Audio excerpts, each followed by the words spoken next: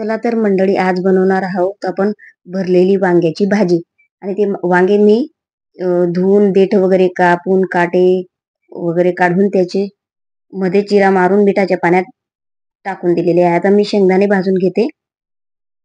शेंगदाणे भाजून घेतल्यानंतर मी कढईमध्ये 3 पळी तेल टाकलं, जिरं घातलं, कांदे टाकले आणि ते चांगले परतून घेणार आहे.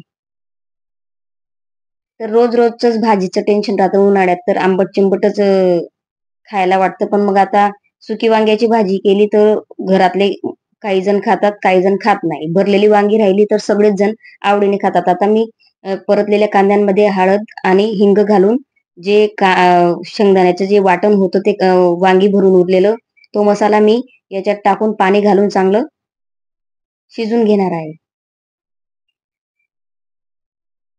खाली कढईला तेल सुटायला लागलं, परत त्याच्यात पाणी टाकून परत थोडं शिजून घेते आणि मग त्याच्यामध्ये ते भरलेली वांगी मी टाकणार आहे. शेंगदाण्याच्या वाटणामध्ये मैत्रिणींनो मी लसूण, अद्रक, जिरे, मीठ, लाल चटणी आणि कांदा लसूण मसाला घालून मी ते वाटून घेतलं होतं. तेल सुटायला लागलं, आता मी ते भरलेली वांगी टाकली आणि परतून घेणार आहे चांगली. भरलेली वांगी सगळेजण लहानांपासून मोठ्यापर्यंत सगळेच जण आवडीने खातात. सुकी भाजी बनवण्यापेक्षा भरलेली वांगी जास्त आवडतात.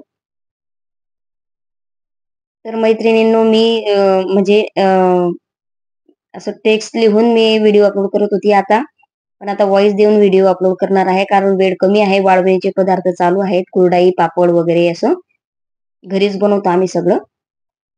आता त्याच्यावर थोडं ताट झाकून देणार आहे. एक वाफ काढून घेईल, म्हणजे वांगी कच्ची नको राहायला. चॅनलला नक्की सपोर्ट करा मैत्रिणींनो, प्लीज प्लीज प्लीज. छान असं तेल सुटलेलं आहे, परतून घेणार आणि त्याच्यात आपल्याला लागेल तेवढं पाणी टाकणार आहे. जेवढी भाजी लागेल तेवढं पाणी टाकणार आहे त्याच्यात. आणि स्टीलची भाजीची कढई म्हटल्यानंतर थोडं खाली करपून जातं, म्हणून गॅस मी स्लोच ठेवलेला होता. आता पाणी घालते जेवढं लागेल तेवढं आणि परत मी ताट झाकून ठेवणार आहे. मीठ घातलं आता चवीप्रमाणे, कारण मसाल्यामध्ये जे मिक्सरमध्ये फिरवले ते शेंगदाणे, ते वाटणामध्ये मी थोडं मीठ टाकलेलं होतं आणि आता कोथिंबीर घालून परत मी ताट झाकून देणार आहे.